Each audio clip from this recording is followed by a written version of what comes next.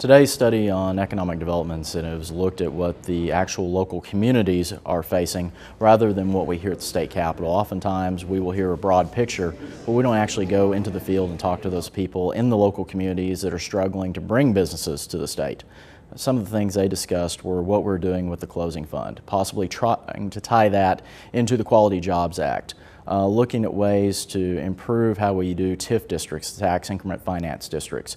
The slate of experts that we had in today presented a great picture of how we're doing economic development in Oklahoma and certainly how we need to proceed in the future. Oftentimes you'll hear politicians talk about how they create jobs, and I think they're exaggerating the truth.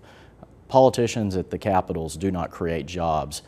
They only provide the opportunities for businesses to create jobs, and we have to work together with those businesses to find ways to provide proper regulation, but also to provide those incentives where we can compete with a California or compete with a Texas. We have to work together, and this is not a partisan issue.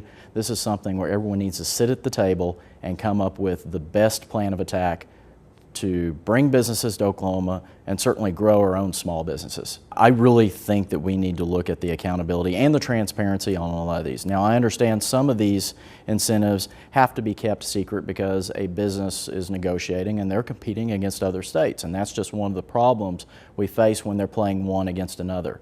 But we do need to have that accountability in place when a business does draw some type of incentive from the state, that there is a way to possibly recover the funds or to at least make sure they hold up to their obligation and their commitment for the life of that handshake or the contract that's signed.